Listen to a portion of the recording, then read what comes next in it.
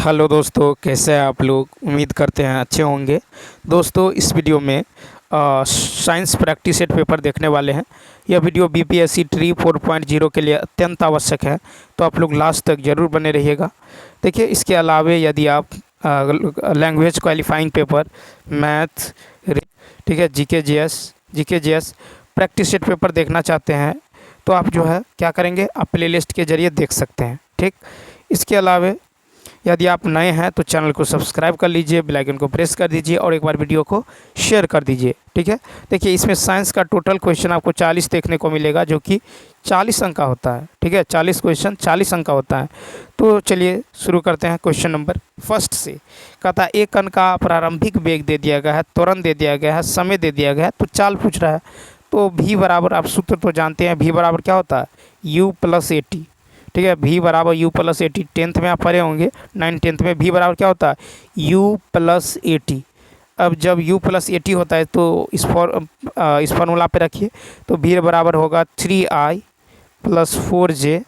ठीक है, प्लस में क्या होगा, यहाँ पर 0.3i प्लस 0.4j इंटू में यहाँ पे हो जाएगा 10। क्यों, क्योंकि v बराबर होता है u प्लस का ए टी, यानी त्वरण गुने समय। तो यहाँ पे v बराबर हो जाएगा रूट अंडर 3 का स्क्वायर प्लस 4 का स्क्वायर। ठीक, यहाँ भी हो जाएगा रूट अंडर 0.3 का स्क्वायर प्लस 0.4 का स्क्वायर। यहाँ पे इंटू में क्या हो जाएगा, इंटू में हो जाएगा यहाँ पे 10 हो जाएगा। क्या हो जाएगा, 10 हो जाएगा। यानी v बराबर ये हो जाएगा 3 4 5 5 हो जाएगा। यहाँ पे कितना होगा, 3 4 5, यानी g यहाँ पे जो हो जाएगा, देखिए यहाँ पे हो जाएगा 0.5 इंटू 10। डेसिमल यहाँ से हट जाएगा, तो 5 + 5 कितना हो जाएगा, 10 मीटर पर सेकेंड हो जाएगा, बी ऑप्शन। ठीक, नेक्स्ट क्वेश्चन देखिए। फिर है कि उत्तोलक जिसका यांत्रिक लाभ 1 से बड़ा और 1 से छोटा है तथा 1 के बराबर होता है, वह है 112। तो वह है प्रथम श्रेणी का। ठीक है, क्या है, प्रथम श्रेणी का। तो प्रथम श्रेणी में जो है आपको याद रखना है, उत्तोलक जिसका यांत्रिक जो लाभ है 1 से यदि बड़ा हो, 1 से बड़ा, ठीक है, 1 से कम, ठीक है, 1 से कम और 1 के बराबर होता है, तो ये होता है आपको प्रथम श्रेणी। ठीक है, प्रथम श्रेणी का। ठीक, वहीं यदि आप देखें, वहीं यदि ये हो 1 से अधिक होता है तो ये द्वितीय श्रेणी का होता है। 1 से अधिक का था तो द्वितीय श्रेणी हो जाता, 1 से कम का था तो ये प्रथम श्रेणी हो जाता, प्रथम श्रेणी। ठीक, 1 से अधिक, 1 से कम या 1 के बराबर तो भी प्रथम श्रेणी, और 1 से कम का था तो भी प्रथम श्रेणी, लेकिन 1 से अधिक का था तो द्वितीय श्रेणी। नेक्स्ट क्वेश्चन देखिएगा, था पृथ्वी से चंद्रमा पर जाकर वापस लौटने पर अंतरिक्ष यान के रॉकेट को किसके विरुद्ध कार्य करने के लिए जो अधिकतम ऊर्जा की आवश्यकता होगी। तो देखिए दूसरा ऑप्शन, उड़ान शुरू करते समय पृथ्वी का गुरुत्व। ठीक है, तो देखिए गुरुत्व हमेशा नीचे की ओर कार्य करती हैं। ठीक है, गुरुत्व जो है हमेशा नीचे की ओर कार्य करती हैं। स्पष्ट है कि नीचे से ऊपर की ओर उड़ान भरने में पृथ्वी के गुरुत्व के कारण अधिकतम ऊर्जा की आवश्यकता होती है। ठीक है, तो पृथ्वी के गुरुत्व के कारण अधिकतम ऊर्जा की आवश्यकता होती है। तो उड़ान शुरू करते समय पृथ्वी का गुरुत्व। नेक्स्ट क्वेश्चन देखिए, 114। फिर है कि निम्नलिखित में से कौन जो है बर्नौली के सिद्धांत पर कार्य करता है। तो बुनसन बर्नर। तो बर्नौली के सिद्धांत के अनुसार यदि कोई असंपीड्य और अक्षीयान द्रव की धारा रेखीय प्रवाह में होता है तो उसके एकांक आयतन की कुल ऊर्जा नियत रहती है। इस सिद्धांत से प्रवाह की दर ज्ञात करते हैं। ठीक है, बुनसन बर्नर आंधी में छप्पर का उड़ना, गेंद का स्पिन होना आदि बर्नौली के सिद्धांत पर आधारित है। ठीक है, तो इसका बी ऑप्शन क्या होगा, राइट होगा। नेक्स्ट, रेलगाड़ी जब स्टेशन पर पहुंचती है तो वह अपनी स्वाभाविक ध्वनि आवृत्ति से बढ़ती हुई लगती है। इसका कारण क्या है, दूसरा ऑप्शन डॉपलर प्रभाव। तो कान द्वारा सुनी गई ध्वनि की आवृत्ति में आभासी परिवर्तन डॉपलर के प्रभाव के सिद्धांत से संबंधित है। बिग बैंग थ्योरी डॉपलर के प्रभाव से संबंधित है। रेडियो डॉपलर के प्रभाव के सिद्धांत पर कार्य करता है। देखिए 116 है कि यदि 10 सेकेंड में बस की गति 36 किलोमीटर प्रति घंटा से बढ़ाकर 72 किलोमीटर प्रति घंटा कर दी जाए तो इसका त्वरण कितना होगा, तो u बराबर, देखिए u बराबर जो है कितना है 36 किलोमीटर पर आवर। ठीक, इसको मीटर पर सेकेंड में कन्वर्ट करेंगे तो 36 गुने 5/18 करेंगे, 18 दूनी 36, 5 दूनी 10, तो u बराबर हो जाएगा 10 मीटर पर सेकेंड। ठीक, 10 मीटर पर सेकेंड। उसके बाद देखिए v बराबर अंतिम वेग कितना है 72, इसको भी 5/18 से गुना कर लेंगे, 18 चौक 72, 5 चौक 20, ये हो जाएगा 20 मीटर पर सेकेंड। ठीक, 20 मीटर पर सेकेंड। और टाइम तो आपको 10 सेकेंड दिया है। ठीक है, 10 सेकेंड दिया है। तो यहाँ पे हमको निकालना है त्वरण। तो त्वरण ए बराबर होता है आपको अंतिम, ठीक है, अंतिम वेग माइनस प्रारंभिक वेग और बट्टा में टाइम। ठीक है, तो ए बराबर क्या होता है v minus u by t, a बराबर v minus u by t. तो अंतिम वेग क्या है 20, तो 20 प्रारंभिक है 10, तो 20 माइनस 10 और बट्टा में टाइम कितना है तो 10, तो 20 में से 10 गया तो 10/10 कट के कितना होगा 1 मीटर पर सेकेंड स्क्वायर, 1 मीटर पर सेकेंड स्क्वायर, यानी ऑप्शन देखिए, यानी तीसरा ऑप्शन। ठीक, नेक्स्ट। अब देखिए कहता है दो कण एक दूसरे से कुछ दूरी पर रखे जाते हैं, उनके बीच की दूरी को अपरिवर्तित रखते हुए प्रत्येक कण का द्रव्यमान दोगुना कर दिया जाता है। ठीक, तो उनके बीच गुरुत्वाकर्षण का मान कितना होगा, तो देखिए मान लीजिए कि द्रव्यमान m1 और m2 है और उनके बीच की दूरी t है, अब द्रव्यमान दोगुना हो गया जबकि दूरी समान है। ठीक है, तो F बराबर क्या होता है Gm1 m2 by r square, Gm1 m2 by r square. अब क्या करेंगे, दो कण हैं और उनके बीच की दूरी है, अब कह रहा प्रत्येक कण का द्रव्यमान दोगुना कर दे, तो कर दीजिए। तो ये क्या हो जाएगा, तो F बराबर हो जाएगा G 2m1 इंटू 2m2 बट्टा में आर स्क्वायर। तो दो दूनी कितना होगा, देखिए 2 दूनी 4 हुआ कि नहीं, तो 4 गुना हो गया कि नहीं हो गया। ठीक है, ये 4 गुना हो गया, तो 4 गुना यदि हो गया तो इसका राइट आंसर क्या होगा, बी ऑप्शन हो जाएगा। नेक्स्ट।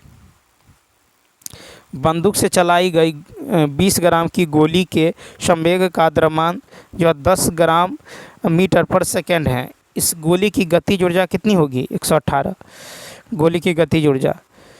तो यहाँ पे यदि आप देखें तो संवेग दे दिया गया है कितना 10 केजी मीटर पर सेकेंड, द्रव्यमान दे दिया गया है 20 ग्राम, इसको चेंज करेंगे तो 0.02 केजी हो जाएगा, किलोग्राम में चेंज करेंगे तो गतिज ऊर्जा हो जाएगा वो क्या होगा, गतिज ऊर्जा जो हो जाएगा ये हो जाएगा p²/2m।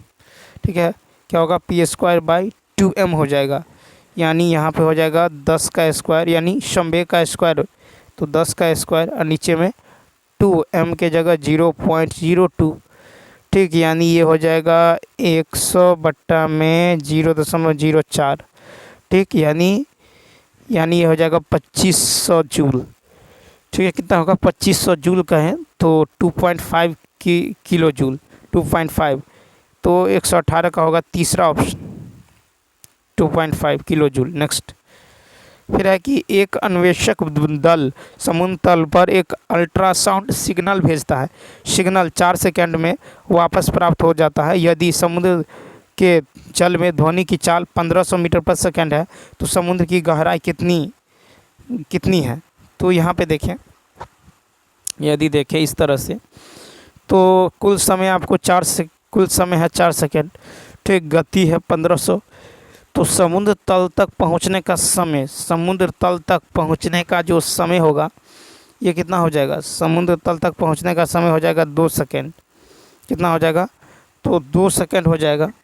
ठीक है, समुद्र तल तक। तो यहाँ पे d बराबर क्या होगा, d बराबर होगा s इंटू टी, d बराबर हो जाएगा s इंटू टी।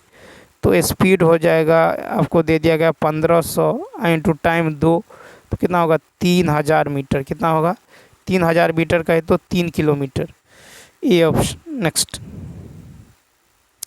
13 वोल्ट के विभवांतर वाले दो बिंदुओं के बीच 3 कूलम्ब के आवेश को प्रवाहित करने के लिए जो है किया गया कार्य। तो W बराबर क्या होता है, विभवांतर गुने आवेश। ठीक, तो ये हो जाएगा 13 गुने 5, 13 पंचे 65 जूल। तो 120 का होगा तीसरा ऑप्शन, 120 का होगा तीसरा ऑप्शन, 65 जूल हो जाएगा, क्योंकि W बराबर होता है आपको विभवांतर गुने आवेश। 121 देखिए, फिर कहता है कि ओरेस्टेड द्वारा विद्युत धारा का चुंबकीय प्रभाव पर किए गए प्रयोगों के अनुसार यदि तार को चुंबकीय सुई के समानांतर और ऊपर रखा जाता है और विद्युत धारा दक्षिण से उत्तर की ओर प्रवाहित होती है तो उत्तर दिशा में रखा चुंबकीय सुई की किस ओर मुड़ जाएगी। तो देखिए चुंबकीय सुई 121 का जो होगा ये हो जाएगा 121 का तीसरा ऑप्शन, पश्चिम। तो दाहिने हाथ के अंगूठे का नियम, दाहिने हाथ के अंगूठे के नियम से चुंबकीय सुई पश्चिम की ओर मुड़ जाएगा। ठीक है, मुड़ जाएगी, पश्चिम की ओर मुड़ जाएगी। तो याद रखना है पश्चिम की ओर मुड़ जाएगी, यानी तीसरा ऑप्शन। नेक्स्ट देखिए 122 है कि दोलन के लिए निम्नलिखित में से कौन सा सही नहीं है। तो तीसरा ऑप्शन ले लीजिए, संकेत अर्ध स्क्वायर वेव हो सकते हैं, ये गलत है। ठीक, तो यहाँ पे तीसरा ऑप्शन। तो देखिए सभी दोलक जो वेव तरंग उत्पन्न करते हैं वे पीरियोडिक कहलाते हैं। ठीक, क्या कहलाता है, पीरियोडिक कहलाते हैं। दोलक जो है sine rectangular square triangular wave उत्पन्न करते हैं। ठीक है, तो दोलक जो होते हैं ये दोलक साइन जो है ये रेक्टेंगुलर स्क्वायर ट्रायंगुलर वेव उत्पन्न करते हैं। दोलक कभी अर्ध स्क्वायर वेव उत्पन्न नहीं करते हैं। ठीक है, तो अर्ध स्क्वायर वेव उत्पन्न नहीं करते हैं, इसीलिए इसका तीसरा ऑप्शन राइट होने वाला है। नेक्स्ट फिर कहता है 50 kg द्रव्यमान का एक लड़का 41 सीढ़ियाँ 10 सेकेंड में चढ़ता है। यदि प्रत्येक सीढ़ी की ऊंचाई 15 सेकेंड हो तो उसकी शक्ति ज्ञात करें। शक्ति, तो देखिए m बराबर दे दिया गया है, m = दे दिया गया 50 kg। ठीक, g का मान है 10 मीटर पर सेकेंड स्क्वायर, g का मान 10 मीटर पर सेकेंड स्क्वायर यहाँ पे लेंगे। h बराबर क्या होगा, h बराबर होगा आपको, h बराबर जो हो जाएगा 41 सीढ़ियाँ हैं तो h बराबर होगा 41 गुना में 15। ठीक है, 41 सीढ़ी है और प्रत्येक सीढ़ी की ऊंचाई 15 है, तो हाइट निकल जाएगा 41 गुने 15 और बट्टा में 100। क्यों, क्योंकि मीटर में कन्वर्ट करेंगे तो 6.15 मीटर ये निकल गया हाइट। और देखिए P बराबर क्या होता है, तो शक्ति, P बराबर क्या होता है, mgh बट्टा में टाइम। ठीक है, तो P बराबर होता है mgh बट्टा t, mgh बट्टा t। तो m होगा 50, g होगा 10 और t होगा 6.15, h होगा h। ठीक है, t कितना है, तो t तो है 10 बटा में 10 से भाग देंगे, ये निकल जाएगा कितना, इसको सॉल्व करेंगे तो ये निकल जाएगा 307.5, 307.5 यानी 307.5 यानी फर्स्ट ऑप्शन क्या होगा, राइट होगा। नेक्स्ट 124 कहता है कि समूह से संबंधित तत्वों को डी ब्लॉक तत्व के रूप में जाना जाता है। ठीक है, तो देखिए 3 से 12 समूह से संबंधित तत्वों को आवर्त सारणी में डी ब्लॉक तत्व के रूप में जाना जाता है। क्योंकि डी ब्लॉक तत्व धातुओं और गैर धातुओं के गुणों में संक्रमण जो है दिखाते हैं, इसलिए उन्हें संक्रमण तत्व भी कहा जाता है। तो यहाँ पे दूसरा ऑप्शन हो जाएगा। तो 3 से 12 समूह से संबंधित तत्वों को डी ब्लॉक तत्व के रूप में जाना जाता है। ठीक है, और इसलिए उन्हें संक्रमण तत्व भी कहा जाता है। नेक्स्ट फिर है अमोनियम फास्फेट का रासायनिक सूत्र। तो अमोनियम फास्फेट का रासायनिक सूत्र NH4 क्या होता है, अमोनियम फास्फेट NH4 का होल थ्राइस PO4 होता है, PO4। तो यहाँ पे हो जाएगा NH4 का होल थ्राइस PO4 यानी फर्स्ट ऑप्शन अमोनियम सल्फेट। ठीक, नेक्स्ट द्रवित सोडियम क्लोराइड विद्युत धारा का प्रवाह कर सकता है क्योंकि उसमें उपस्थित होता है 126 का 2 मुक्त आयन। तो द्रवित सोडियम क्लोराइड विद्युत धारा का प्रवाह कर सकता है क्योंकि उसमें मुक्त आयन उपस्थित होता है। क्या उपस्थित होता है, मुक्त आयन उपस्थित होता है। चूँकि NaCl ठीक है विद्युत धारा प्रवाहित करेंगे तो ये बनेगा Na+ plus C L minus, ठीक है, Na plus plus C L minus. तो देखिए मुक्त Na प्लस तथा सी एल माइनस आयन के कारण ये विद्युत धारा प्रवाह जो है करते हैं। इलेक्ट्रॉन को कैथोड किरणों भी कहते हैं। 127 देखिए, 127 की यदि बात करें तो कहता है कि 410 ग्राम जल में 30 ग्राम चीनी को घोलकर एक विलयन बनाया जाता है। घोल की जो है प्रतिशत सांद्रता कितनी है? तो 30 हो जाएगा ऊपर में, टोटल हो जाएगा नीचा में, यानी 410 प्लस 30 गुना में हो जाएगा 100। तो ऊपर में 30 और नीचे में हो जाएगा 440 गुना में 100 कर दीजिए, ठीक है। 1 0 से 1 0 ख़त्म। ये देखिए ये कट जाएगा आपको 11 चौक 44, 25 चौका 100, ठीक, यानी 25 तिया 75 बट्टा में 11, ठीक है। तो 75 बट्टा 11, 75 बट्टा 11 छक 66, यानी 6.81%। तो यहाँ पे राइट आंसर हो जाएगा 6.81, बी ऑप्शन। नेक्स्ट फिर है आवर्त में बाएं से दाएं जाने पर आयनन ऊर्जा बढ़ती है क्योंकि 128, क्योंकि देखिए आवर्त में बाएं से दाएं जाने पर, बाएं से दाएं जाने पर जो है आयनन ऊर्जा बढ़ती है क्योंकि 128 का होगा क्योंकि इलेक्ट्रॉनों पर परमाणु का आकर्षण बढ़ता है, क्योंकि इलेक्ट्रॉनों पर परमाणु का आकर्षण बढ़ता है। तो एक आवर्त में बाएं से दाएं की ओर आयनन ऊर्जा बढ़ती है क्योंकि बाएं से दाएं ठीक है आकार जो है घटता है और इलेक्ट्रॉनों पर परमाणु आकर्षण बढ़ता है। इसलिए परमाणु के वैलेंस सेल में इलेक्ट्रॉन को निकलना कठिन हो जाता है, जिसके आयनीकरण से ऊर्जा बढ़ जाती है। फिर है कि 8 ग्राम ऑक्सीजन अणु में उपस्थित अणुओं की संख्या कितनी होगी? 8 ग्राम ऑक्सीजन। तो देखिए 8 ग्राम ऑक्सीजन का अर्थ है यहाँ पे मोलों की संख्या निकालेंगे। मोलों की संख्या बराबर होता है दिया गया द्रव्यमान बट्टा में आणविक द्रव्यमान, दिया गया द्रव्यमान बट्टा में आणविक द्रव्यमान। तो यहाँ पे देखिए दिया गया द्रव्यमान, तो एक मोल में कितना होता है? 6.022 इंटू 10 के पावर 23, ठीक है। तो एक मोल बराबर होता है 6.022 गुने 10 के पावर 23। और देखिए अणु जो है ये है आपको 0.25 मोल, ठीक है, 0.25 मोल। तो यहाँ पे हो जाएगा 0.25 मोल, 0.25 मोल। तो अणु 0.25 मोल होते हैं, तो ये हो जाएगा 6.022 10 टू द पावर 23 इंटू 0.25, ठीक है, 0.25। तो ये हो जाएगा कितना? ये हो जाएगा 1.505 इंटू 10 के पावर 23, ठीक। तो यहाँ पे राइट आंसर क्या हो जाएगा? तो ये हो जाएगा 1.505 10 टू द पावर 23 हो जाएगा, ठीक। अब देखिए क्वेश्चन नंबर 130 कहता है कि 5.6 लीटर एक परमाणुविक गैस STP पर कितने परमाणु धारण करता है? तो परमाणुओं की संख्या बराबर होता है दिया गया आयतन बटा STP पर 1 मोल का आयतन गुने एवोगाड्रो संख्या। तो यहाँ पे ठीक है, यहाँ पे आपको निकल जाएगा परमाणुओं की संख्या। दिया गया आयतन कितना है? तो 5.6 लीटर है, और बट्टा में STP पर 1 मोल का आयतन कितना होता है? 22.4 लीटर होता है।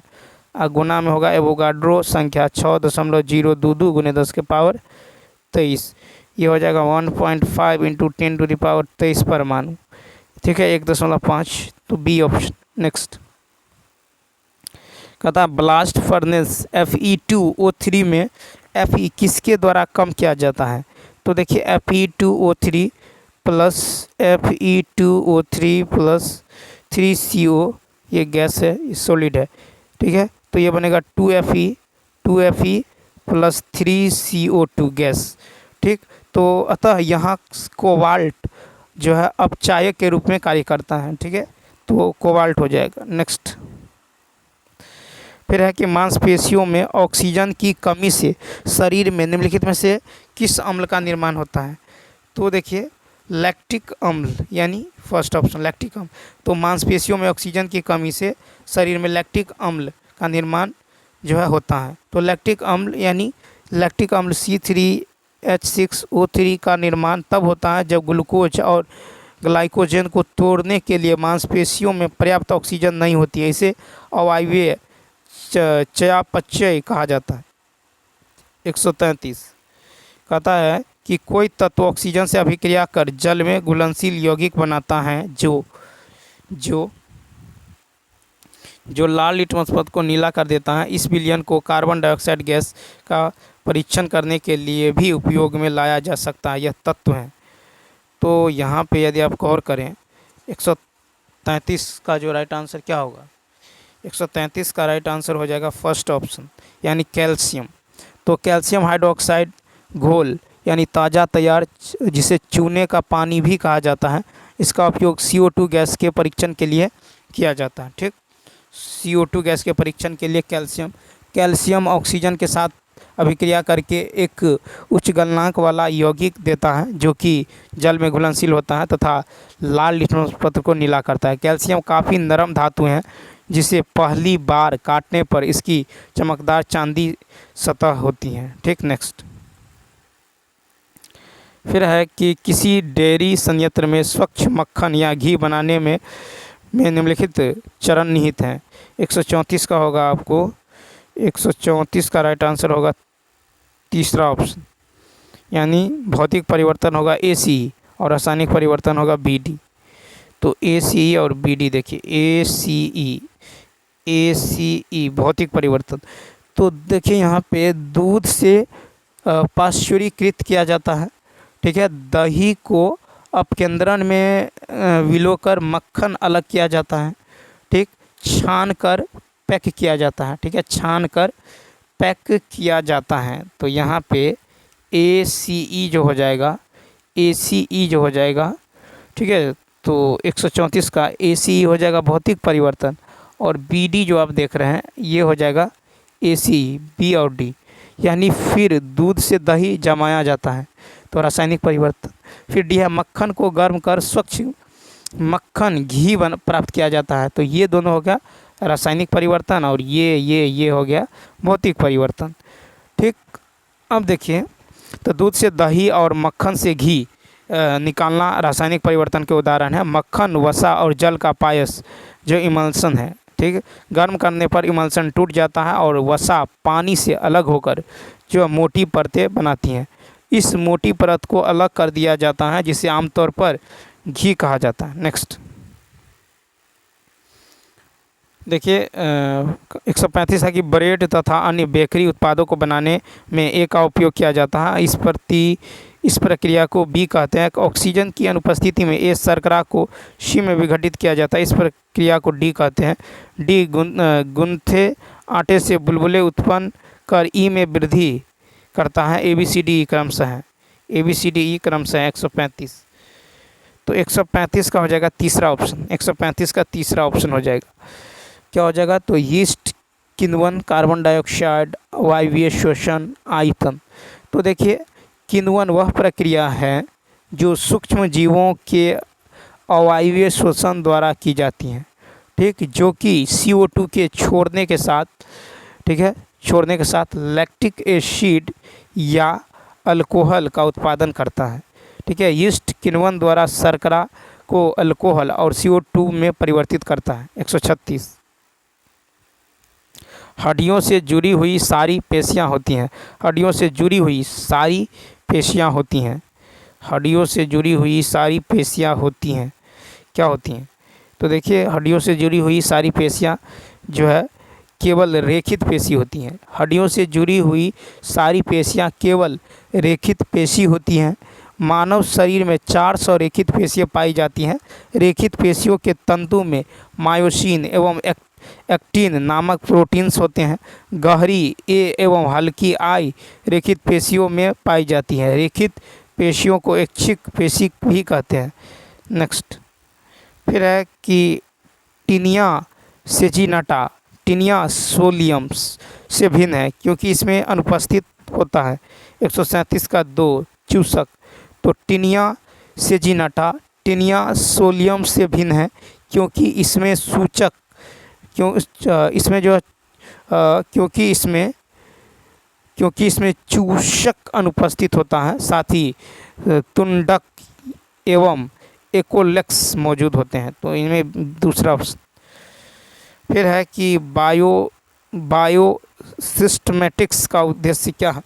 बायोसिस्टमेटिक्स का उद्देश्य है कि अध्ययन के सभी क्षेत्रों से विभिन्न मानकों की समग्रता पर उनके विकासवादी इतिहास और उनके फाइलोजेनी की स्थापना के आधार पर जीवों का वर्गीकरण। ठीक, तो यहाँ पे तीसरा ऑप्शन क्या होगा, राइट होगा। ठीक, उसके बाद देखिए क्वेश्चन नंबर 139। निम्नलिखित में से कौन संवहनी तंत्र के बारे में सत्य नहीं है। तो तीसरा ऑप्शन 139 का तीसरा ऑप्शन। ठीक है, यानी रक्त सफ़ेद या लाल संवहनी संयोजी उत्तक। तो देखिए कि रक्त एक प्रकार का संयोजी उत्तक है। रक्त के तरल आघात्री भाग को प्लाज्मा कहते हैं। प्लाज्मा में लाल रक्त कणिकाएँ यानी आरबीसी, श्वेत रक्त कणिकाएँ डब्ल्यूबीसी तथा प्लेटलेट्स निलंबित होता है। प्लाज्मा में प्रोटीन, नमक तथा हार्मोन होते हैं। नेक्स्ट 140 कथा संकरण विधि को क्यों अपनाया जाता है। 140 का 3 जीवों में वांछित लक्षणों के विकास के लिए। ठीक है, जीवों में वांछित लक्षणों के विकास के लिए। तो संस्करण विभिन्न पौधों के लक्षणों के संयोजन की एक महत्वपूर्ण विधि है। ठीक है, उसके बाद है कि संस्करण जीवों की आनुवंशिक सामग्री को नहीं बदलता, परंतु यह जीवों के नए संयोजन का उत्पादन करता है। ठीक है, कॉटन मैथर 1716 द्वारा मक्का में पहला प्राकृतिक संस्करण का पता लगाया गया था। तो यहाँ पे होगा नेक्स्ट तीसरा। फिर है 41 है कि निम्नलिखित में से कौन सा जीव जिसमें पशु और पौधे दोनों के लक्षण है, कौन है। 141 का हो जाएगा आपको फर्स्ट युगलिना। तो युगलिना में पौधे और पशु दोनों की विशेषताएं होती है। ठीक है, युगलिना प्रोटोजोआ से संबंधित सूक्ष्म जीवों का एक जीनस है। यह क्लोरोफिल वाले एक कोशिकीय पशु का एक असामान्य उदाहरण है। वास्तविक शैवाल पादप जगत से संबंधित हैं जो सबसे सरल पौधे हैं। 142 एक घरेलू मक्खी के पंख और एक गौरैया के पंख जो है किसके उदाहरण है। तो फर्स्ट ऑप्शन अनुरूप अंग। तो घरेलू मक्खी और गौरैया के पंख समान अंगों के उदाहरण है क्योंकि उनकी मूल संरचना अलग है लेकिन उनका उपयोग एक ही उद्देश्य के लिए किया जाता है। तो अनुरूप अंग होगा मक्खी के पंख और गौरैया के पंख। फिर है कैक्टस ने रेगिस्तानी परिस्थितियों में जीवित रहने के लिए अपने आप को कैसे परिवर्तित किया है। तो इसका राइट आंसर क्या होगा। 143 का जो राइट आंसर होगा ये हो जाएगा first option A B C यानी पत्तियां कांटों के रूप में होती हैं, तना रसदार होता है और पत्ती का कार्य करता है। सी हो जाएगा तने पर एक मोटी परत होती हैं। तो यहाँ पे 143 का हो जाएगा ए बी सी। 144 है कि एक व्यक्ति में रुद्ध विकास, चेहरे पर सूजन, बालों का बदरंग होना, त्वचा की बीमारियां दिखे तो यह निम्नलिखित में से किसके कमी के कारण हो सकता है। 144 का हो जाएगा आपको दूसरा ऑप्शन प्रोटीन। तो प्रोटीन की कमी से विकास का जो है रुकना, चेहरे पर सूजन, बालों का रंग फीका पड़ना और त्वचा रोग जैसे लक्षण दिखाई देते हैं। प्रोटीन की कमी वाले रोगी को अपने आहार में पर्याप्त मात्रा में दाल, चना, अंडे का सफ़ेद भाग, दूध आदि लेना चाहिए। 145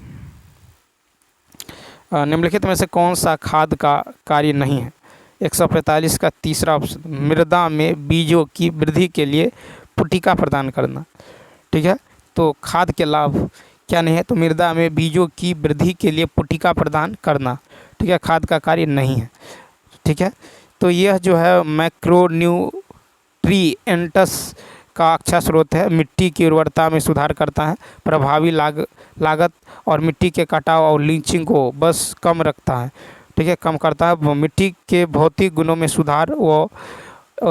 सुधार कर संवादित करता है।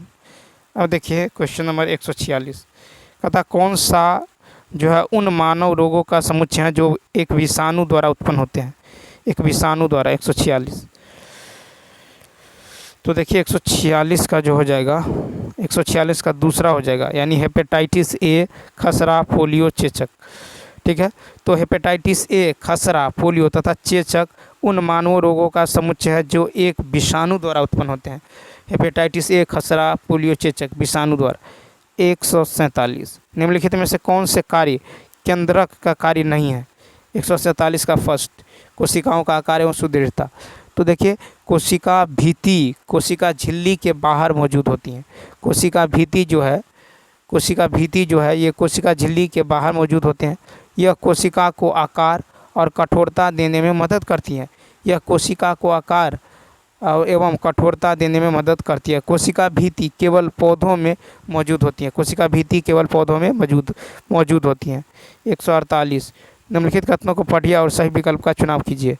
148 का क्या होगा, तो 148 का हो जाएगा आपको फर्स्ट ऑप्शन ए एवं S1 सही है और ए का समर्थन S1 करता है, ठीक।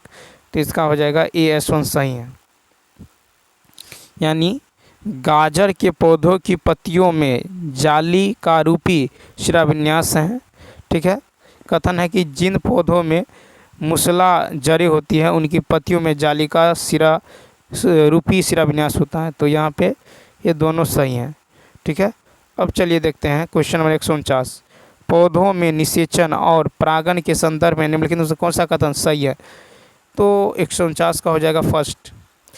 149 का क्या हो जाएगा, तो 149 का हो जाएगा आपको फर्स्ट हो जाएगा। 149 का हो जाएगा ए और ई, क्या हो जाएगा 149 का ए और ई हो जाएगा। यानी पौधे का अंडाशय परिपक्व होकर फल बनता है, ठीक। और बीजांड में निषेचन संपन्न होता है। बीजांड में निषेचन क्या होता है, संपन्न होता है। तो जिन पौधों चलिए तो ये हो जाएगा इसका अंडाशय सूखा या मांसल बीज से घिरा एक फल परिपक्व रूप होता है। निषेचन तब होता है जब शुक्राणु कोशिकाओं में से एक डिंब के अंदर अंडे के साथ जो है फ्यूज हो पाता है, ठीक। नेक्स्ट क्वेश्चन देखिए 150 है कि मृदा एक की न्यून जलवहन और उच्च अंतः जो शोषण दर है। इस मृदा में जैविक पदार्थ का स्तर कम है। इस मृदा बी की जल संवहन क्षमता उच्च है और अंतःस्रवण दर अति निम्न है। इसमें जैविक पदार्थ की मात्रा अधिक है। तो मृदा सी में जलवहन क्षमता, अंतःस्रवण दर और जैविक पदार्थ की मात्रा माध्यम है। मृदा ए, बी और सी की पहचान करिए। तो 150 का हो जाएगा आपको, देखिए 150 का हो जाएगा दूसरा ऑप्शन। यानी ए क्या है, रेत है, बी चिकनी मिट्टी है और सी क्या है, गाद है। तो यहाँ पे बी ऑप्शन क्या होगा, राइट होगा। तो दूसरा ऑप्शन क्या होने वाला है, राइट होने वाला है। तो चलिए दोस्तों इस वीडियो में इतना ही। यदि यह वीडियो अच्छा लगा हो तो लाइक, शेयर और सब्सक्राइब करना न भूलें। साथ ही साथ कमेंट करके बताएं यह वीडियो आपको कैसा लगा। इसके अलावा यदि आप लैंग्वेज क्वालिफाइंग पेपर, ठीक है, math, reasoning, GK, GS previous year paper solution देखना चाहते हैं तो आप प्लेलिस्ट के जरिए देख सकते हैं। Thanks for watching.